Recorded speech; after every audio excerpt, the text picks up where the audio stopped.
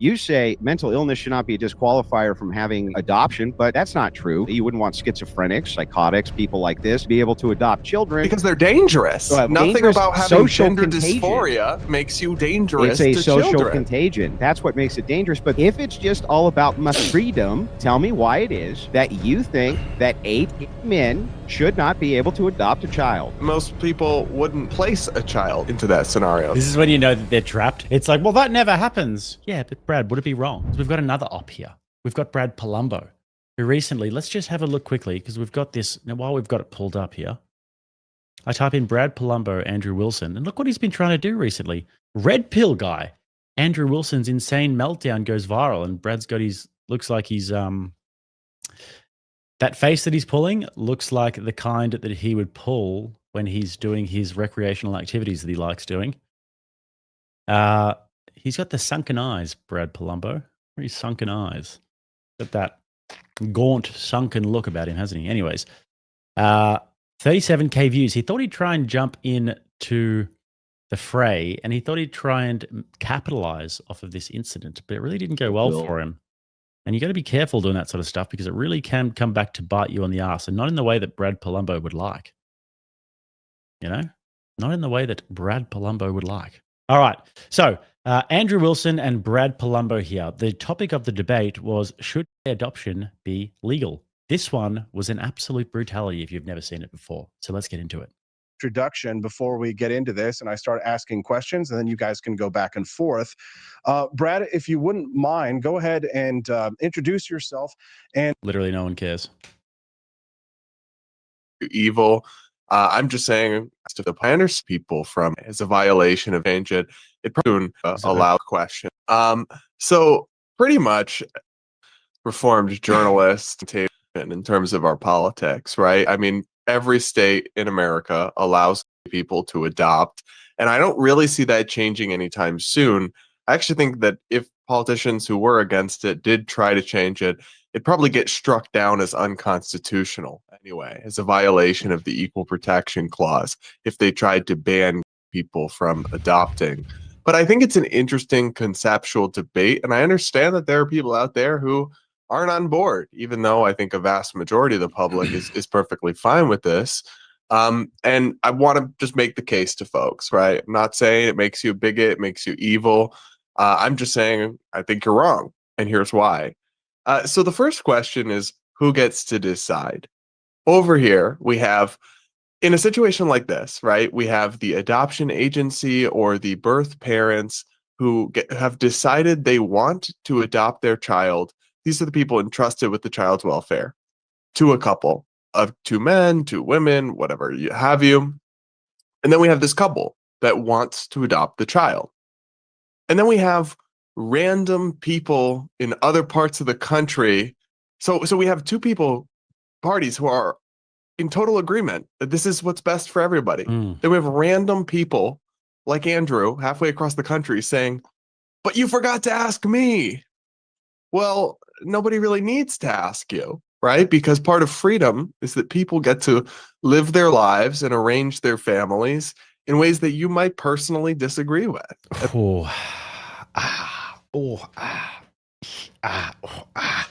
Okay.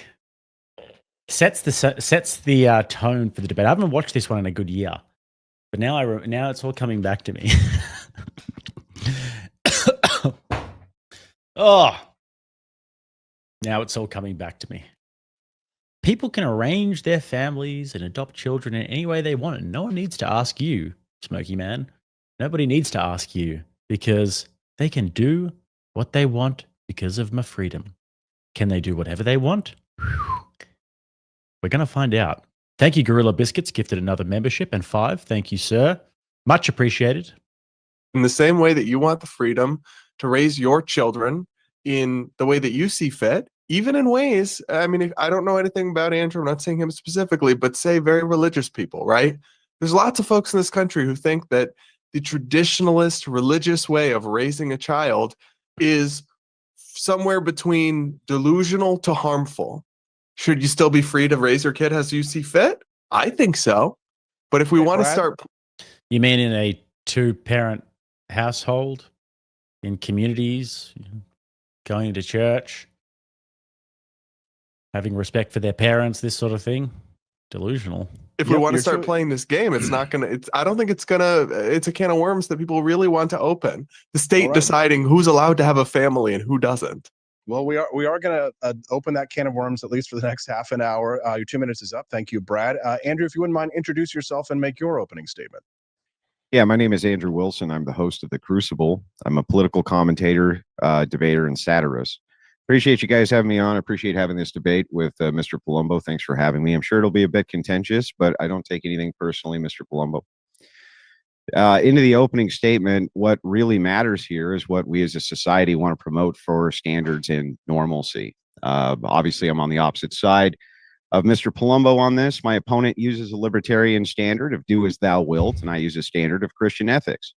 He needs to answer as to why it is that thruples, quuples, or sextuples can't adopt if men are allowed to. He'll only be able to respond that he doesn't believe the outcomes will be as good, but probably doesn't have much in the way of evidence to support it or a logical argument to support that. Why shouldn't trans be able to adopt, Mr. Palumbo?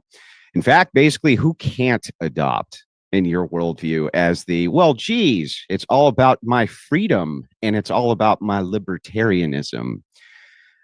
Married couples, right? This is a sham anyway. Marriage has always been a sham.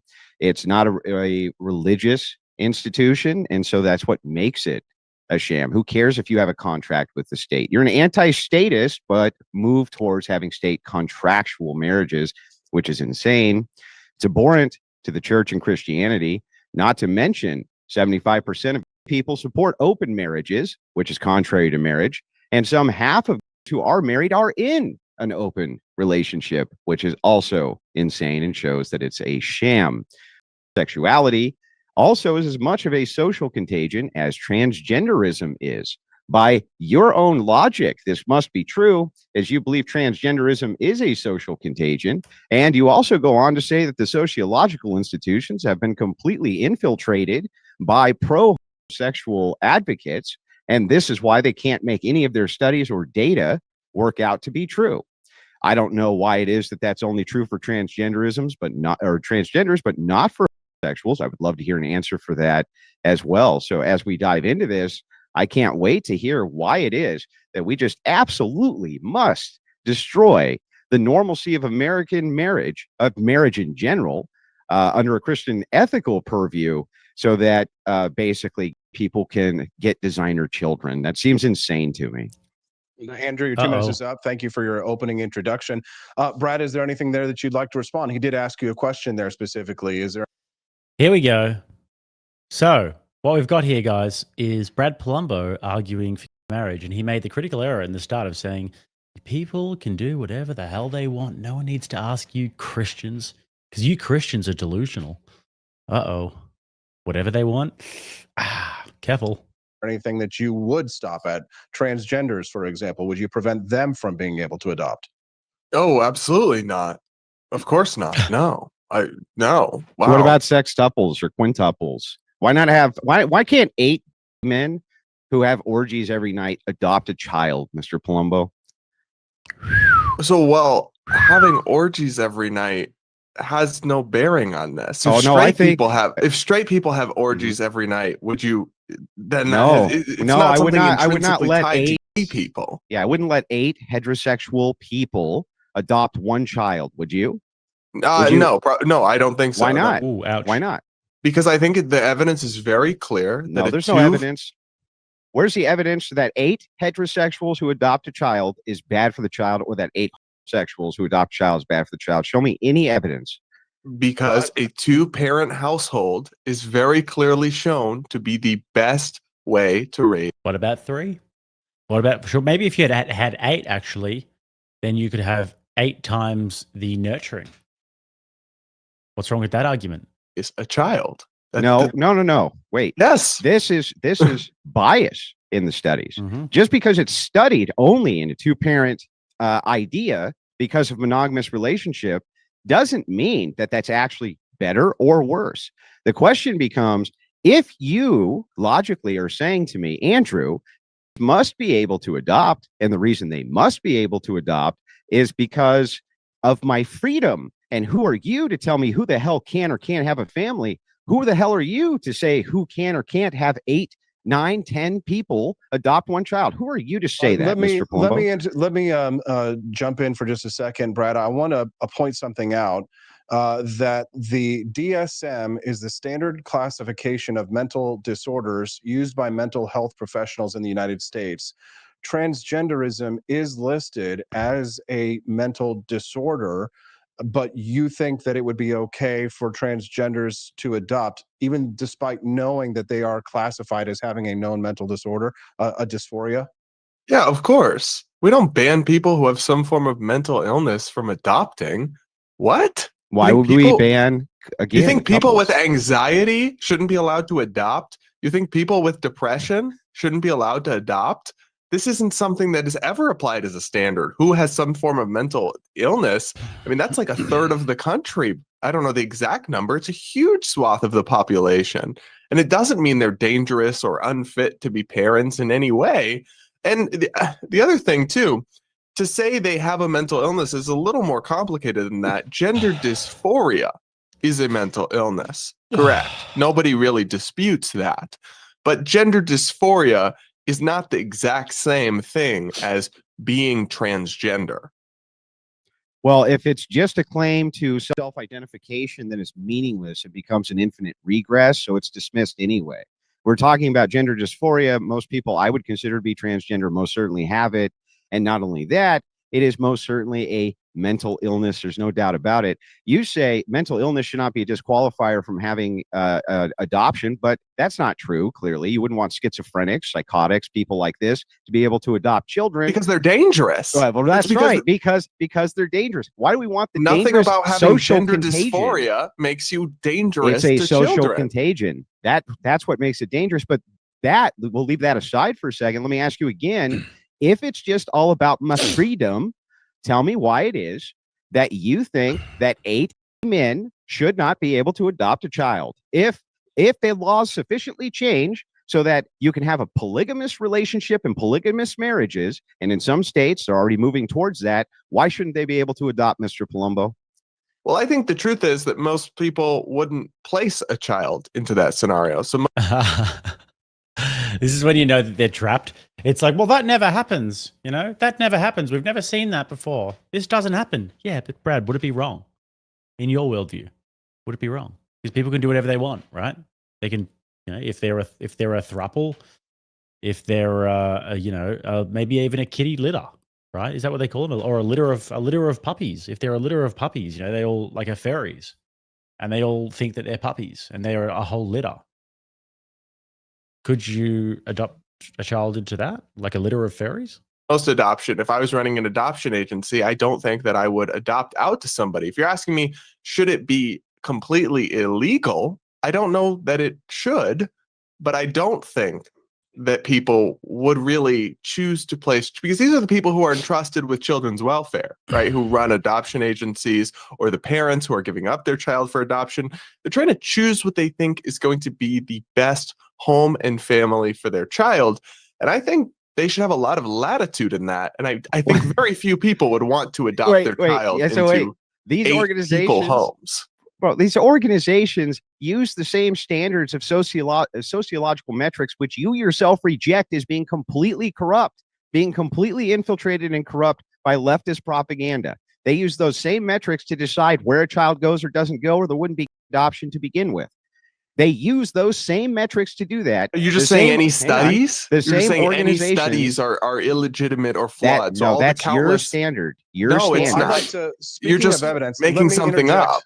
The timestamp is at 21 minutes in your video, your last video that you had with a transgender individual. You said to them, the AMA and the APA has been completely and totally taken over by pro-LGBTQ crazy people, essentially. I'm paraphrasing, but that's what that's you not said, exact sir. quote. I did say that. I think they've been infected by absolutely by woke ideology. I do believe that, but that has nothing, unless it comes to your ideology. Every study ever done. What are you talking about? So that when it comes to your ideology, it's fine. Andrew, I have a question I'd like to ask of you, Andrew. It's a logical conclusion, guys. can you provide any concrete evidence or examples where allowing couples to adopt has led to negative consequences for children beyond any theoretical concerns? Well, this is framing. So it wouldn't matter if I could or I couldn't. What matters is what's consistent. I want Mr. Palumbo to tell me why it's not, and he still hasn't answered this. Why is it not consistent, Mr. Palumbo, to let 15 dudes who live in a house in a polygamous marriage adopt a child? We Can you wanna tell know. Because me that would or be not? bad for the child. That would Prove probably it. be harmful and confusing You're, for the you're, child. you're just making that up. Mm-hmm. I don't think I am just making that up. Then I give think me that's pretty clear. one piece of evidence that that's true. I don't think we've studied it because I don't think that's happened very often. Then you just made it up.